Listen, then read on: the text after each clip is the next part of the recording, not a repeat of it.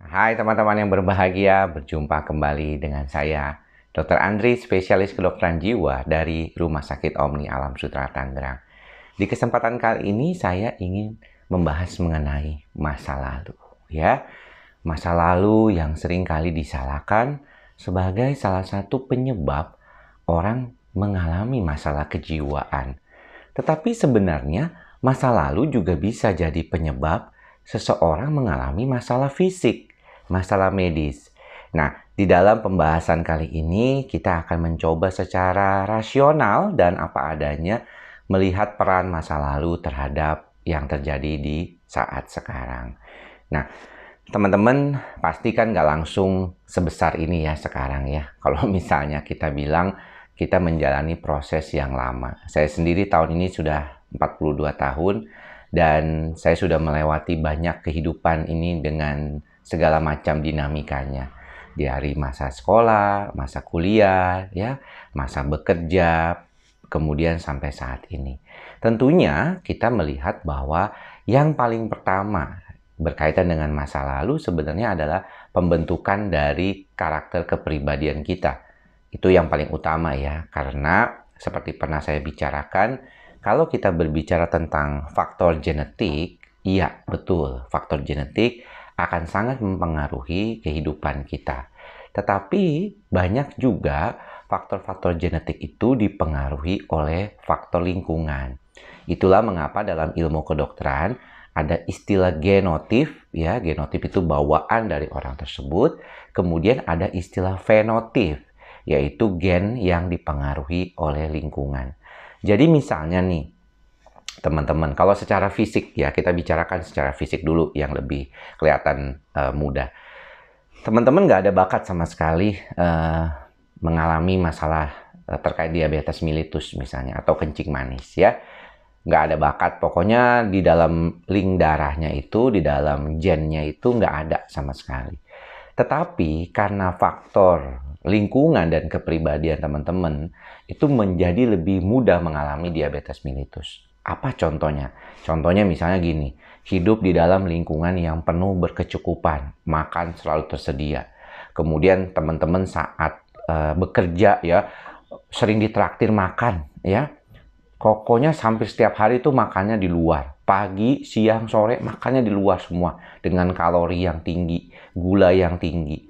Sehingga pada usia sekitar 25-an saja, teman-teman sudah gemuk badannya, sudah gendut. Kalau laki-laki, lingkar perutnya sudah di atas 90. Ya, berat badannya sudah hampir mendekati 100 misalnya. Jadi, begitu gemuknya, awalnya nggak ada masalah. Tapi ketika nanti sudah masuk ke usia 35 ke atas, di mana metabolisme makin melambat, apalagi kalau nggak suka olahraga, maka bisa teman-teman itu mengalami diabetes mellitus atau kencing manis. Ya, jadi banyak tuh orang bilang, wah itu mah genetik kan dok? Tidak juga. Ya, banyak dipengaruhi oleh faktor pola perilaku kita. Dalam hal ini adalah pola makan kita. Dan juga dipengaruhi oleh lingkungan. Kan temennya bilang, habisnya nggak enak kalau misalnya diajak makan terus kita nggak ikut makan. Sebenarnya itu kembali lagi ke pola perilaku. Teman-teman kan bisa milih. Misalnya makannya salad, ikan, ayam yang dada yang dibakar gitu ya. Nggak terlalu semuanya makanan yang berkarbohidrat tinggi seperti gula dan yang lainnya. Jadi itu tergantung dari pilihan teman-teman. Begitu juga untuk kasus yang lain. Seperti misalnya jantung. Jantung itu mungkin ada yang mengatakan bahwa dia faktor genetik bawaannya tuh ada. Tetapi kalau faktor genetik itu tidak dipicu oleh sesuatu, maka tidak ada masalah. Contohnya apa? Rokok, ya, kemudian juga kolesterol yang tinggi, ya, makanan-makanan berlemak yang sangat mempunyai masalah ya. Biasanya tuh lemaknya yang tak jenuh ganda kan ada, tapi ini lemak jenuh gitu, jadi sukanya margarin kayak gitu ya. Bahan-bahan yang berpengawet, frozen food yang terlalu banyak dimakan, ini menyebabkan masalah terutama di pembuluh darah kita. Lalu berikutnya yang sering kali jadi problem juga adalah kanker. Ya, banyak juga kita tahu bahwa kanker itu ada genetiknya, bawaan genetiknya. Tetapi sel kanker itu bisa bermodifikasi itu karena ada faktor sesuatu yang membuat dia jadi begitu. Ya betul memang ada jentiknya, karena orang akan bisa bilang, lah ada orang tua yang ngerokok sampai usianya puluhan tahun, nggak apa-apa tuh, ya nggak kena kanker. Tapi kalau ada anak muda yang baru 2 tahun, 3 tahun merokok, terus kena kanker, itu sebenarnya memang bisa disebabkan karena faktor pemicu. Jadi kalau dia gennya itu bagus, dia mungkin akan jadi lebih bagus terus, walaupun banyak makanannya. Tapi kalau kelebihan, ya tetap juga bisa jadi masalah juga. Jadi jangan mencoba tubuh kita ini ya. Tubuh kita ini sudah diciptakan begitu luar biasa, punya kemampuan untuk mengelola pikiran dan perasaan juga tentang body atau badan kita ini, tapi jangan tang-tang gitu. Nah, apa hubungannya dok dengan gangguan kejiwaan? Nah, gangguan kejiwaan juga sebenarnya kalau teman-teman suka bilang, aduh kita harus membuat masa lalu menjadi sesuatu yang dilupakan ya, ataupun tidak bisa terlalu diingat-ingat saat ini. Ada betulnya ya. Dan kalau saya bicara sama teman-teman ataupun pasien saya selalu bilang jangan terlalu berfokus pada bagaimana masa lalu itu. Karena yang Anda hadapi adalah sekarang ini. Masa lalu adalah sesuatu yang sudah terjadi. Kita udah nggak bisa rewind gitu, udah nggak bisa dibenerin masa lalu itu. Jadi yang harus dibenerin adalah yang sekarang ini, yang here and now ini, yang sekarang dan saat ini. Ya, jadi kalau demikian, yang paling penting untuk dilakukan adalah bagaimana kita menjadikan masa sekarang ini, ya, masa saat ini, menjadi nantinya 10 tahun ke depan adalah masa lalu yang membahagiakan. Masa lalu yang memberikan dasar buat kita bisa membantu diri kita lebih baik lagi. Jadi kita bisa change masa lalu supaya nanti di masa depan kita seolah-olah kondisi itu akan jauh lebih baik lagi ke depannya.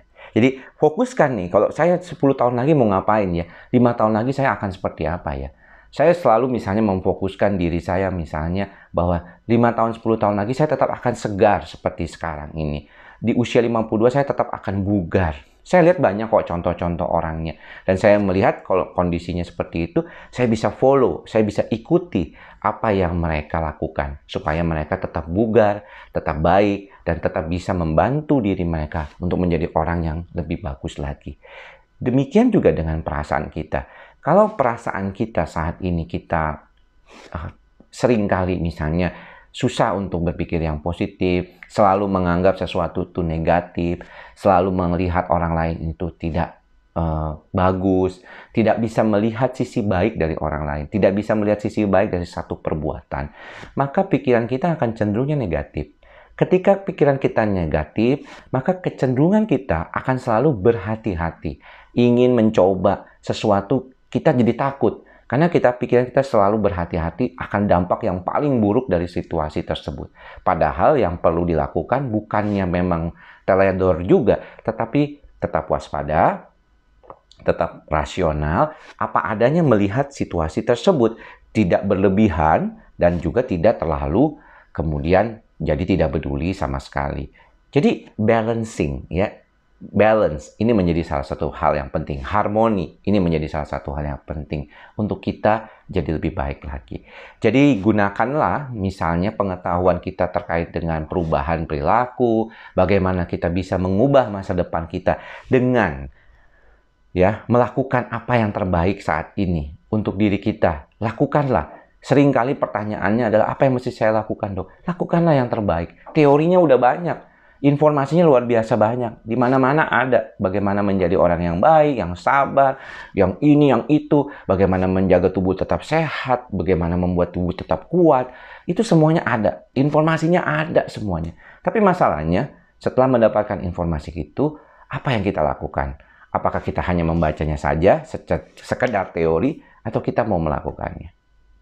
Baik, demikian apa yang bisa saya sampaikan pada kesempatan kali ini. Mudah-mudahan teman-teman semua Bapak Ibu sekalian mempunyai semangat untuk membuat diri teman-teman melakukan apa yang menjadi hal yang bisa menjadi terbaik ke depannya. Semoga semua makhluk hidup berbahagia. Sampai ketemu lagi di lain kesempatan. Salam sehat jiwa. Bye-bye.